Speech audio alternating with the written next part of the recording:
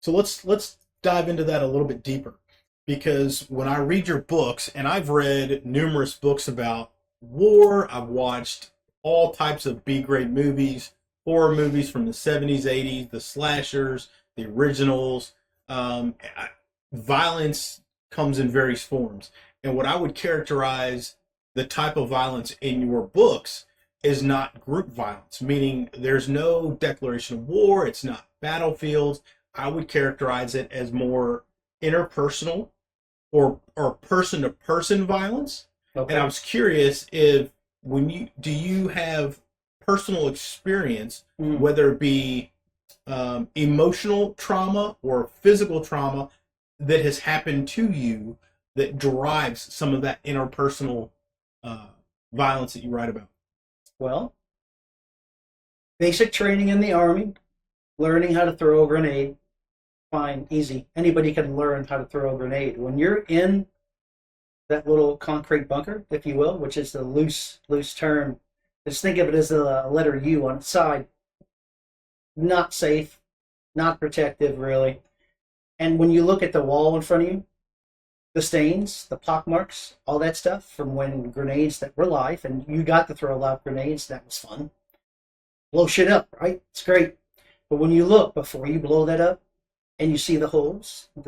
There's black, there's browns. I mean, the browns, there's no reds, right? Nothing fresh, but brown. We know what that is. So that was something. I can say a little bit of I know what I'm using something does. I know what it can do to me, right? So then I have what if. So what if moments are very big. Uh, I've also been robbed at gunpoint in a restaurant when I was a manager. That was real. Uh, Really nice, shiny gun. What type? Black. What the guy looked like? He had shoes, shoelaces, black shoes. That's it. That's all I could remember because that's how that impacted me. That's how I felt. So that I wouldn't say I started writing because of that, but when I think back and when I try to think of what the person in front of that door is experiencing, or I made a reference earlier about things that I've written about but never experienced. The burn is one of those. Everyone's been burned to some extent. Burned over a large, significant portion of a body, of a person. That is very difficult. I had to write about that. I didn't have a lot of experience of that. I had an interest in it though. So I had an interest.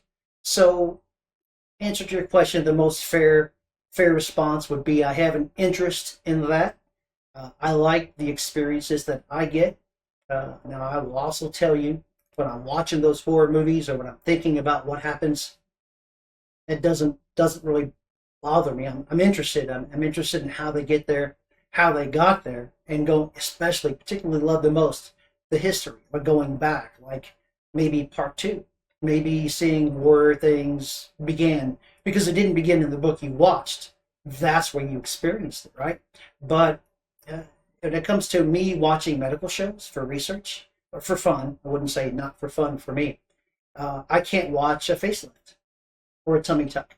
Those are benign, mundane, almost all too familiar, common if you look at people on any kind of media nowadays. Someone's got something like that. I can't watch it because it's a real person. It's very difficult, as weird as it sounds, for me to see the skin cut, the cut, waiting for it to bleed. It takes time. In case you don't know, it's not an instant stab. It takes time. So when that happens, you're expecting it. That's the worst part, right? I like to write about when the cut happens, the pause, the delay, the drama. So I guess when it comes to a person, I can picture that being a person, a real person. That's the part that bothers me, disturbs me, and that's what I like to write about. But I don't like to experience that part.